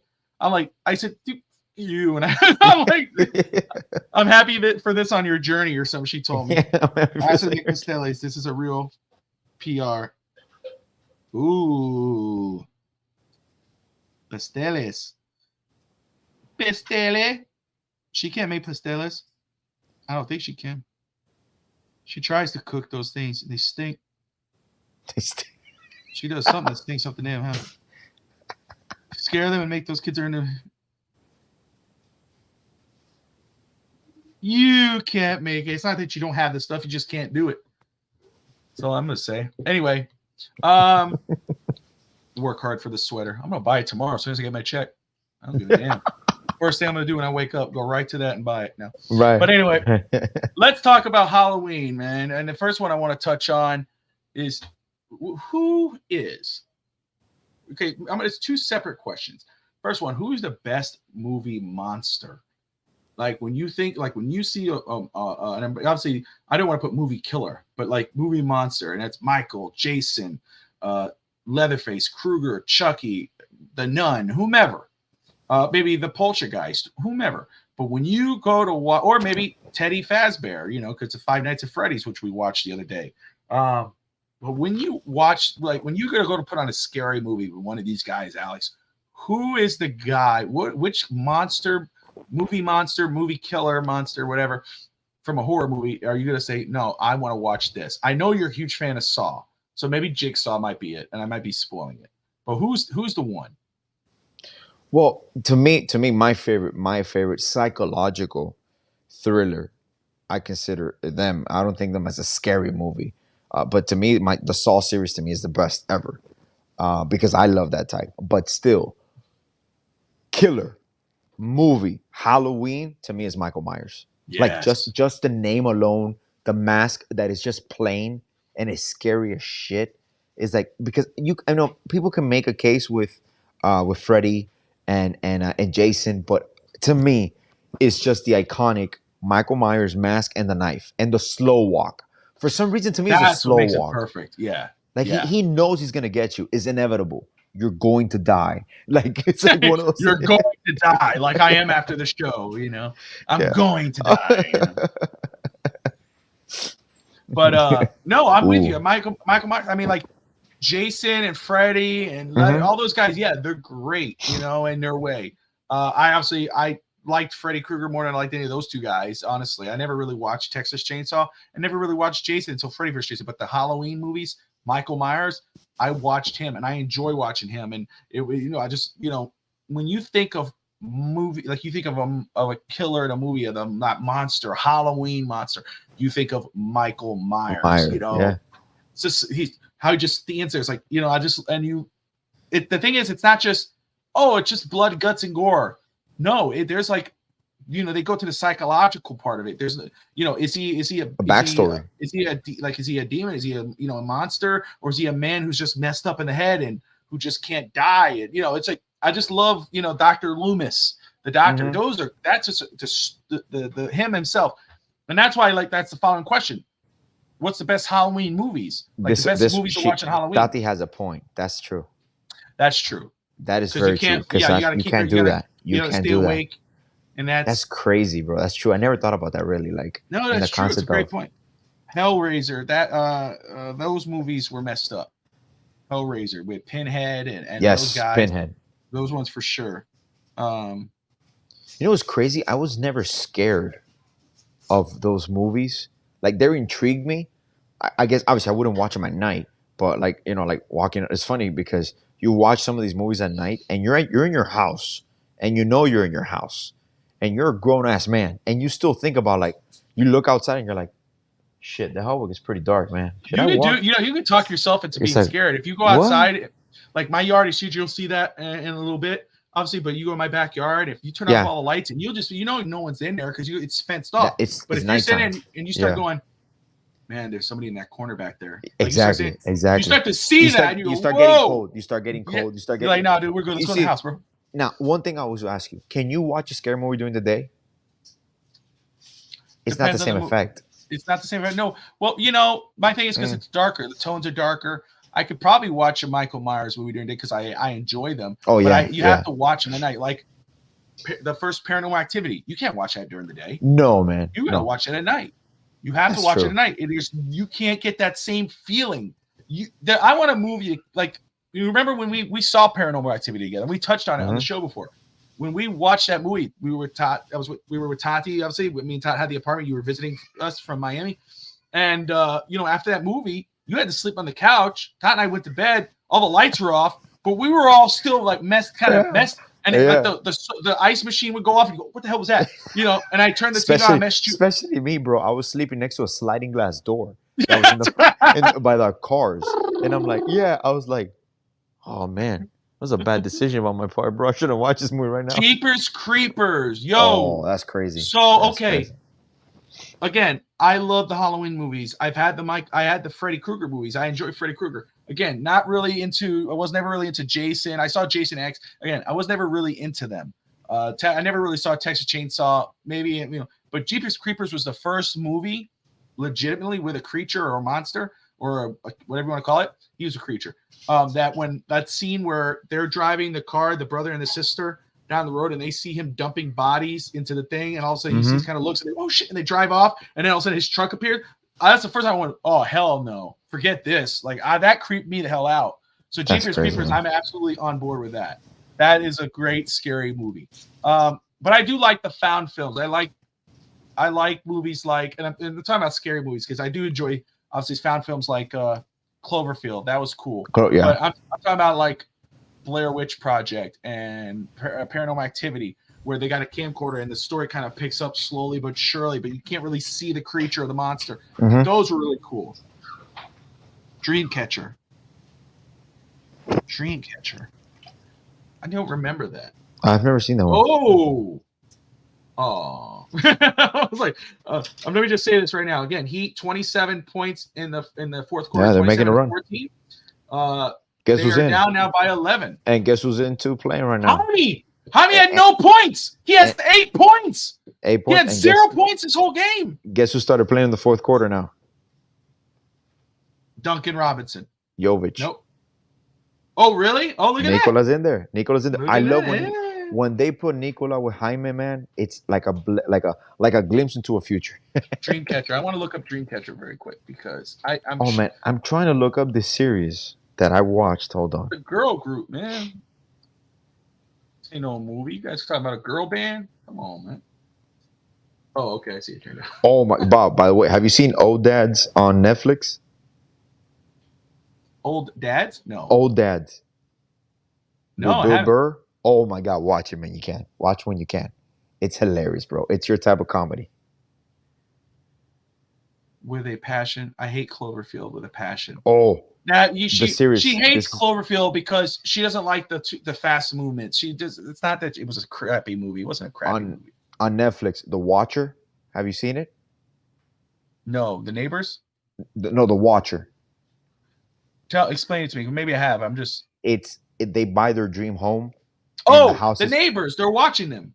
Yes. Somebody's watching them, right? Yeah, yes. I know. I haven't seen it, but I know what movie you're talking about. It's amazing, bro. It's a series. It's a series on Netflix. Gotcha. It's amazing, bro. When you can, take a look. I will. And I just thought about it now with Halloween because it's kind of like in that realm. And it's based on a true story, by the way. 8-point lead for Miami. 8-point deficit for Miami. Miami's making a run, man. I'm telling you, the problem is look, this is the thing, and I'm like I saying, I'm not trying to say anything because I'm not trying to portray that, I know what I'm talking. No, it's not that I know what I'm talking about. Jovic in that lineup makes the difference because he's a 6'11" point guard. Jovic has 5 points right now. 5, and he just started playing. This is what I'm trying to tell you. Like people are like, Alex, no, man, it's not about that. I know he's young and he's still developing. Jaime is ahead of him in the developmental curve because Jaime is more experienced. He's played for a year of college basketball in one of the toughest conferences. But can you let me talk about Jaime for a second? Yeah. You and I touched on this before, but I want to from your lips, I want to hear just about what you've seen from Jaime because I know we know how much you love Jovic and I love Jovic coming out. Yes. You know all that, but I know, like you had a little bit of doubt for Jaime before we talked before the draft. Yes. I know you had time to watch him, and you were like, Bobby, no, I see what you're talking about now. But now that you've seen him in a Heat uniform, you watch him this season so far, 4 games in. What are your thoughts on Jaime, man? Well, remember what I told you when you asked me the other day, and I told you you can argue that he's more naturally offensive gifted than Jimmy Butler. Jimmy Butler became the offensive player who he is when he was 27, 28, because Jimmy Butler was always a defensive menace. But at that time, obviously, he was playing with Derrick Rose as well. You had Luol Deng. You had a whole series of he was backing up a lot of people that taught him how to play defense, taught him, even Rip Hamilton, taught him how to turn defense into offense. Jaime has elite footwork. Jaime has Jimmy Butler's footwork right now. Jaime Jaquez is 23, 24. Jimmy Butler's 34. Jaime Jaquez is ahead of the curve where he has the game that he has. Like I told you, at first I'm like, he wasn't that athletic. And I'm like, when you start seeing him play and you start seeing his highlights, it's like, wait a second. He is athletic. He's athletic. He's only 6'6". And he could arguably play the 3, even the 4 at times. So he is a good shooter, a better shooter than Jimmy. He's going to be a better shooter than Jimmy. He has Jimmy's footwork right now. He has great post moves. He's a good mid-range shooter. He has something that you can't teach and his feel for the game. He doesn't stop. There was a play today that he had a chase down block where he's the epitome, like you mentioned, of heat culture. He fits right in like a glove. Like of everybody, and you're the one that mentioned it. Out of every player selected in this draft, there wasn't a player that fit his team more than Jaime Jaquez with the Heat, where he's plug in and play because of the situation. Obviously, you start I was start looking at Portland Trailblazers, DeAndre Ayton averaging like 8 points a game. I believe to this day, and I believe for the future, Portland is going to regret not taking Miami's offer when it included Nikola, even Jaime or Tyler. They're gonna regret that because these players, promise you this, whoever's listening to me, I'm not saying I know more than anybody. I do not. Eric Spoelstra's a Hall of Fame coach. The Miami Heat are ran by Pat Riley. What the Heat have right now with Nikola, Jaime, Jimmy, Bam. I understand we're on Jimmy's timeline, but I ask people to take the long road version of this. I understand we're going to win with Jimmy. We want to win with Jimmy. I see this as the Denver Nuggets build, where you add and you build a perennial contention team. I told you, Milwaukee, the only team that scares me a little bit in the East is Boston. And we matched up against Boston pretty decent on Friday. So I saw their weaknesses. Milwaukee, we're probably exploiting their weakness now, which is my argument of why didn't we play Jovic earlier in the game? Because you can exploit Brook Lopez. You can play Brook Lopez off the court. You can exploit Giannis. They're weak defensively. They don't have perimeter defense anymore. Let me just say very quick, Aladino, good night, brother. Thank you for tuning in. We appreciate you, my man. Nice to meet you, Aladino. And I'll see you on Saturday. Raphael, any fans of superheroes and Sin City mixed together? The show's called The Boys. Love The Boys. Great show. Tati and I love that show. Can't wait for it to come back. But Alex, you're absolutely right. And that's one thing I remember. That's one thing that I saw that really attracted me to Jaime in regards of his fit with Miami was, and you're hammering it in, but what you remember if I told you was that, dude, he's and again, I don't want to, I think it's getting to that point a little better, but I said he's a poor man's Jimmy Butler. He's like Jimmy Butler comes off the court. It's like he never stepped off. Jaime is the same type of player. And like you said, he's already ahead of the curve. So can you imagine what his growth may be in 2, 3, 4 5 years down the line, That and look, this is one thing. People are gonna struggle a little bit. Jimmy right now, this is one thing that fucking pisses me off about superstars at times. Oh, so I'm not gonna play in the preseason. I love Jimmy the comic. I love Jimmy, his persona. That's great. But these are the moments that really piss me off about Jimmy. Because right now, the fact he's just rusty because he hasn't played NBA games in over a year and in over 6 months. That's why to me you play the preseason.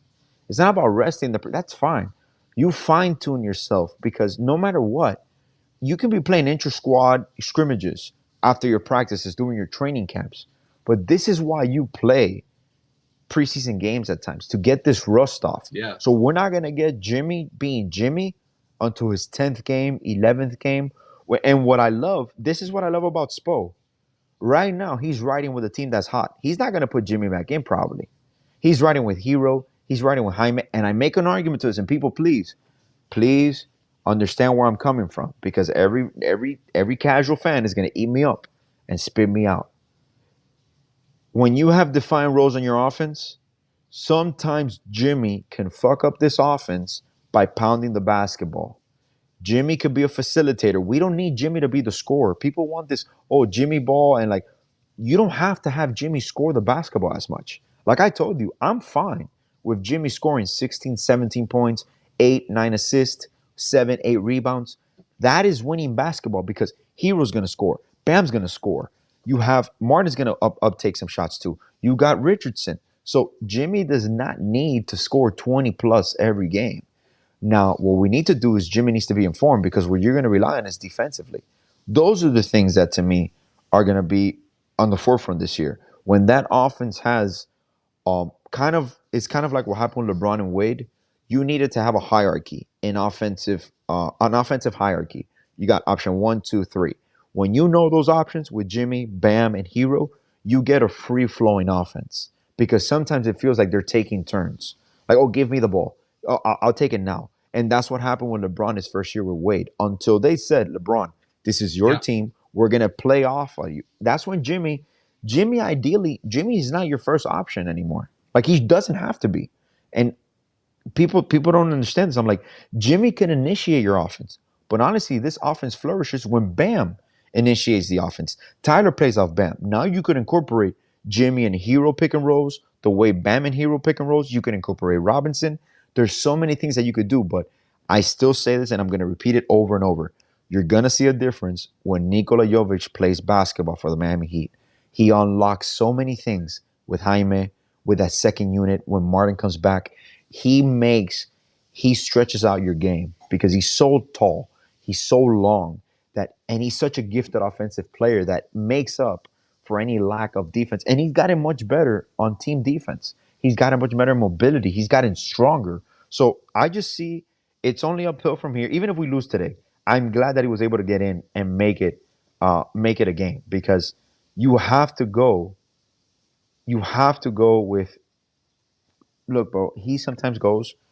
He misses out on Duncan Robinson. Duncan Robinson sits an extended period of time. Duncan Robinson is one of your key players this year. And if you notice the run that he just made right now, Jimmy's not in the game. Kyle Lowry's not in the game. Kevin Love is not in the game.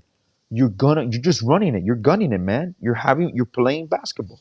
So that's what we're gonna see. Yeah, and right now people are getting pissed off. Like you were just saying, right now people are getting pissed off at Jimmy right now.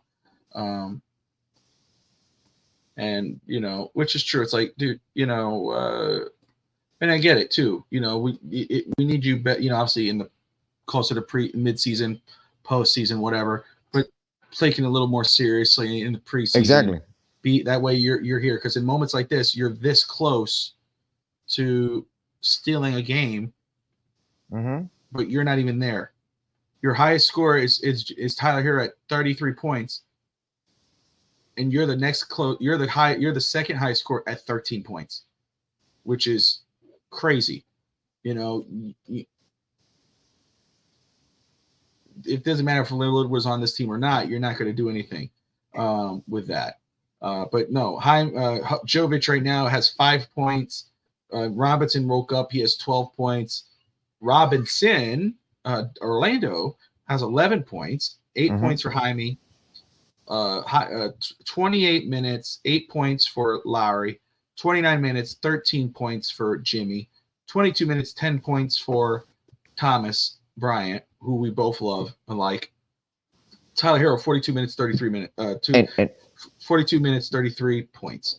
What I can tell you, Bob, sometimes as a coach, these losses clear up some things for you, rotation-wise. Because with Jovic, you can play a different style of game. Jovic likes to push the pace. He likes to play quick. Yeah. He likes to play fast. That helps you out when you got Tyler Hero, when you got Jaime, when you got Duncan Robinson.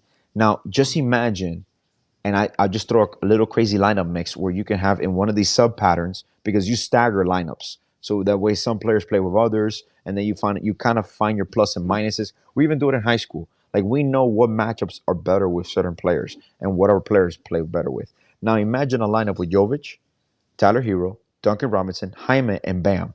Who can stop that in regards to scoring, speed? You can argue defensively it might be an Achilles heel, but you got Bam anchoring it.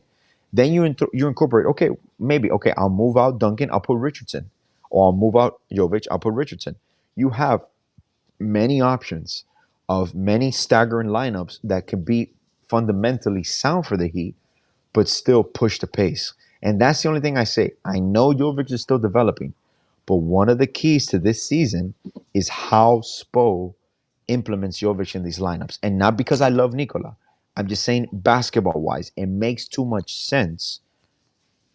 I can't excuse not playing him. It's not about age. It's not about contracts. I cannot excuse not playing him because he improves my second unit. He improves my offensive pace. He improves the team. And you saw the difference. I don't know who they were playing against. I wasn't even watching the game. I don't know if Giannis is still on there.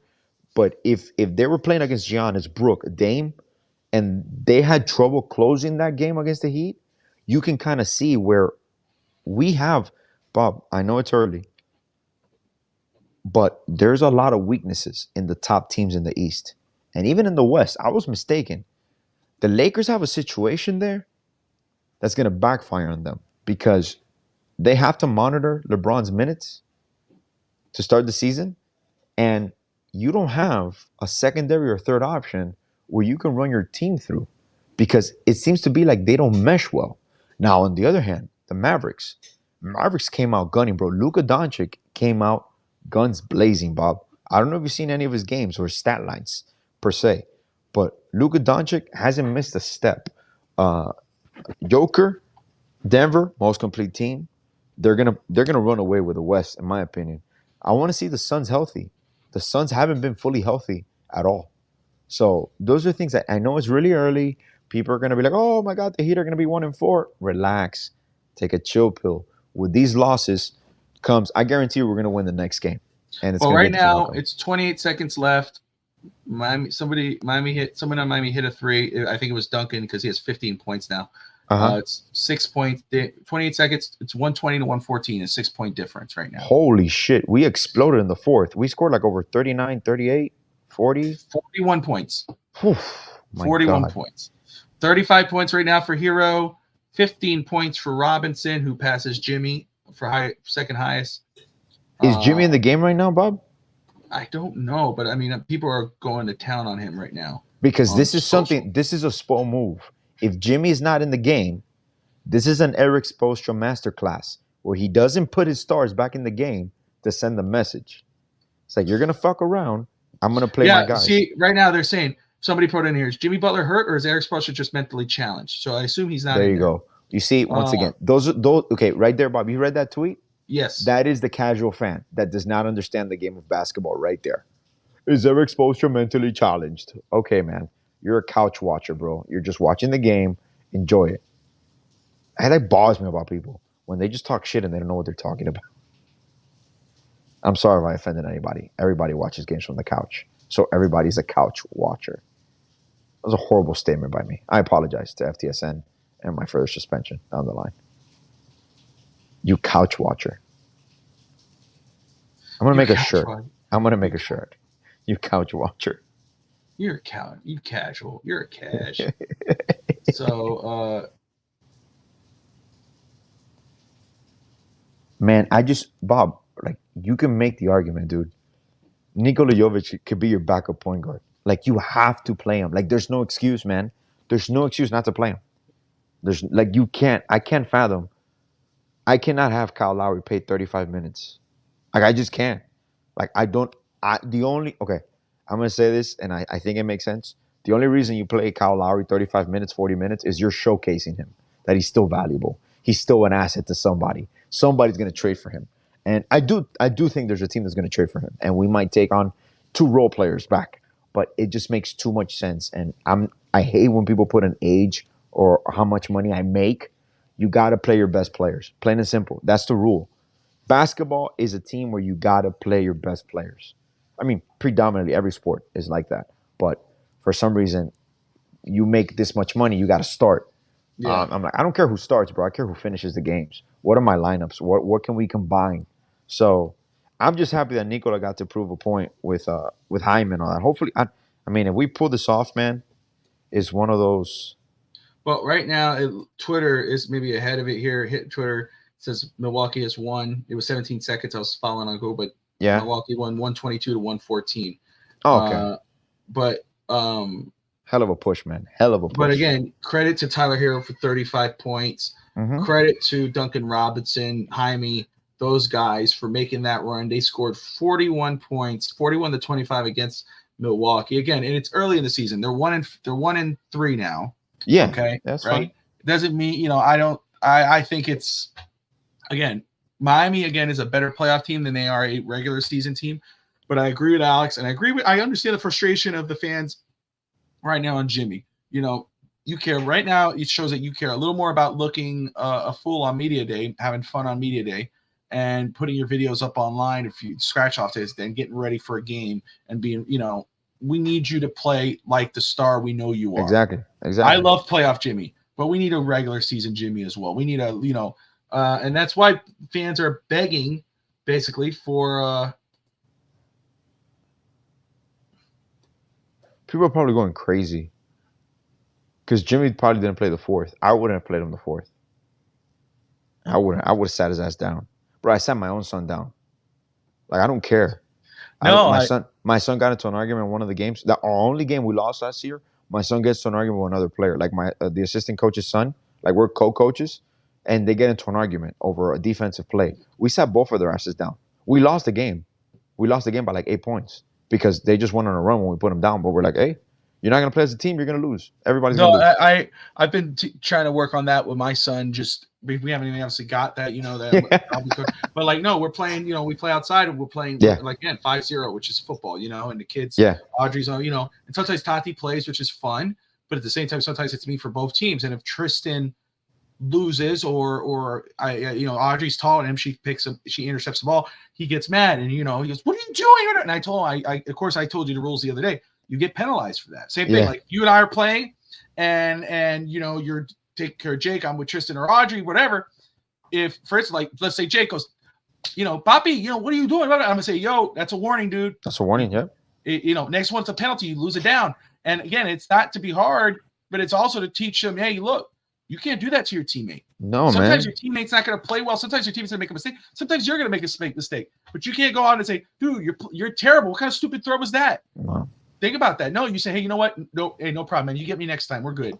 I told that to Tati. You can course correct. Yes. Yes. Tristan was mad at Tati because I said, hey, Tati, you play Tristan's quarterback. I'll be Audrey's, just so they kind of be fair, And so, of course, Tati missed Tristan on the, and so Tristan was like, "What was that?" And I told him, I said, and Tati, "Oh no, it's okay." I said, "No, it's not okay." I told her, the way I told her, it's like, I'm not trying to be mean. I'm just trying to teach him because eventually he's going to play with real friends and whatever, and I don't want him to do that.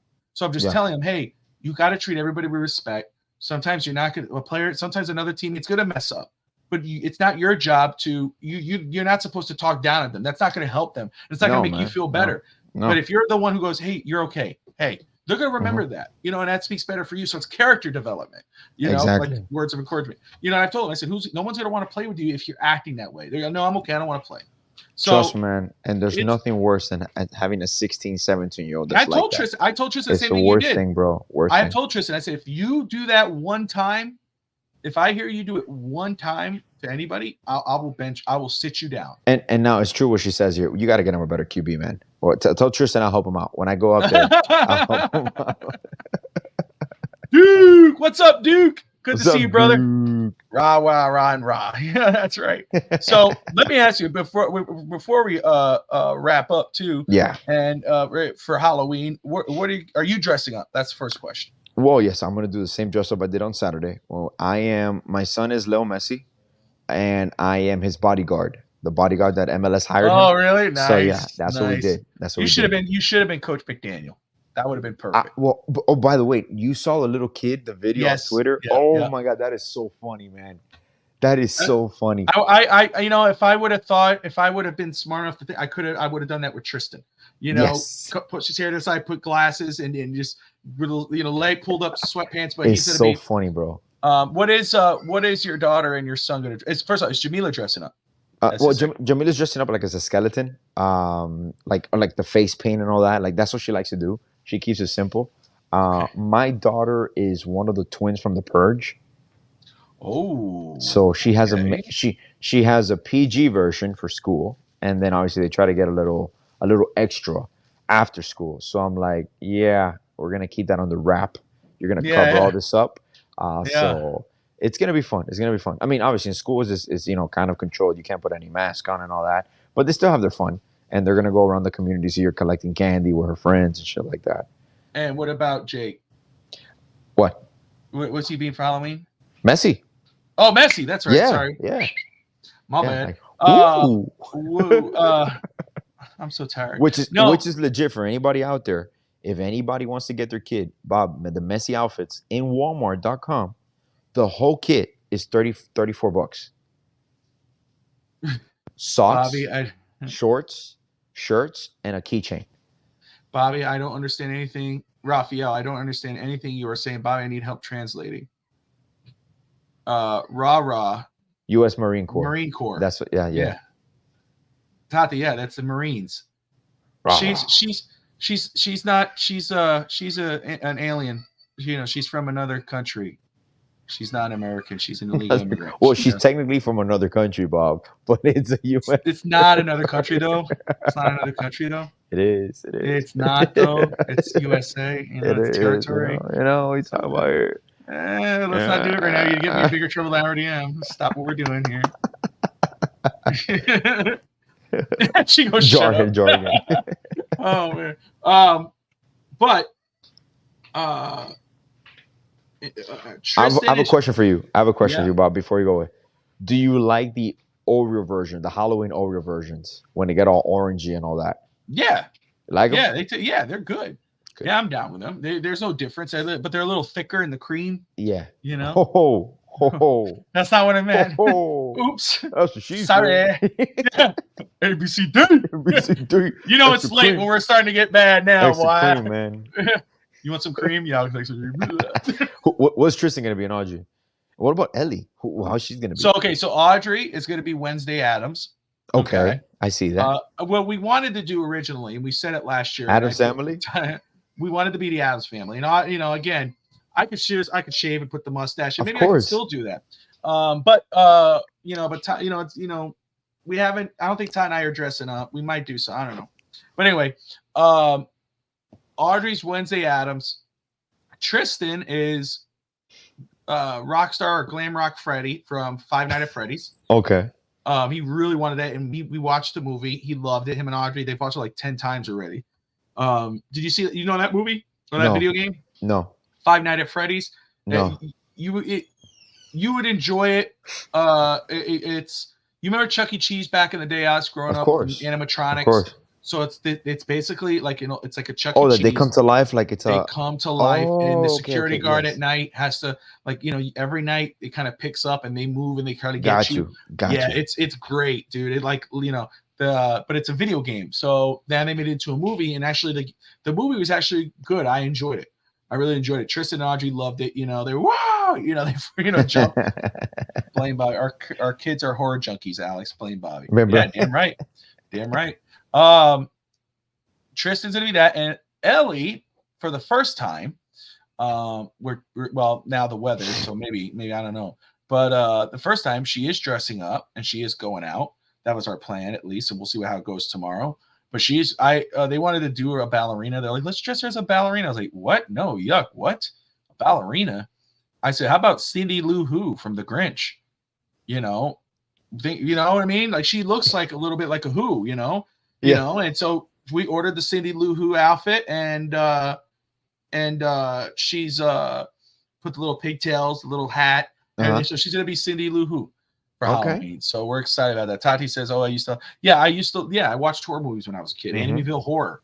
That movie I used to watch. That movie was creepy as hell. I watched that movie. Did you see the one with Ryan Reynolds? Yes, I did. Yeah. Okay. Because I like the Amityville movies. I think the music. See, that's the thing. You watch Jaws, and it goes. It's iconic. It's but it's like that. But still, you hear that music, you freak out. Bobby, have your wife wear a pumpkin shirt. Then your shirt, Bobby says, your shirt says, Bobby says, pumpkin eater smash. Oh, smash. That's awesome. Hey, boy. Making some pumpkin pie. Ralph fits right in right here. Ralph fits right in with these 10 Street Boys, my man. Bad Ralph. Yeah, come on.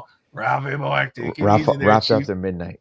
Yeah, Ralph after midnight. It's 10:45, but yeah, after midnight. Oh, it's true. It's 9:45 for you. It's early for you, man. We're putting in where your shirt Bobby says pony. This is the things that everybody talks about, but we're the only ones that say it live on air. That's what makes it different. And we have people who are on everybody the air. Talks about we love it. It's all good. It is all good. But anywho, But yeah, so it's gonna be a lot of fun. I hope everybody has a safe Halloween, a great Halloween. Hopefully, That's Alex awesome. and I are back. We're back Monday night. Next week, wait, right? We are. I was gonna put you're coming on Thanksgiving. We leave the 18th. I'll be there in Nashville probably Wednesday. Okay. Tuesday, Wednesday, I want to say. Okay. All right. So Tuesday. I'll be there Yeah. Tuesday. I just want to make Yeah. sure because okay. So we're good for next week to be We're on. good for next week, Hopefully, yeah. we're celebrating a 7-2 Miami Dolphins. Yes, sir. Bobby, he said to dress the kids as pumpkin seeds, though. That's What? clever. That's true. Oh, Because geez. if Tati dresses up as a pumpkin and you're a pumpkin eater / smasher, obviously what you're gonna have is little pumpkin seeds. That is really good. That's really good. Oh, wow. Damn. We really went Damn. deep. Wow. Deep. Well, I did. I did. 3 times. Boom. Dang, boy. That's right, baby. ABC Rock D. bottom. Rock bottom. Triple D. No, I'm just kidding. Anyway, we got to close it out, guys. Sorry. Yeah. All right, everybody. Thank you all so much for tuning in. We appreciate Happy you all. Halloween. Happy Halloween. And my condolences to our friend Manny, our brother over there for Beater Fanatic. I saw that he had lost a family member. That's why he didn't do his post game today. Yes. So sending my love and my prayers to him and his family. Whatever's going on over there, you are in our prayers, brother. And of course, the loss of Matthew Perry, which is huge. Perry, huge. You know, that was major. So my prayers to his family as well, and everybody else that needs it there. So everybody, thank you all for tuning in. Smash that like and subscribe button. Most importantly, as always, fins up. See you next time.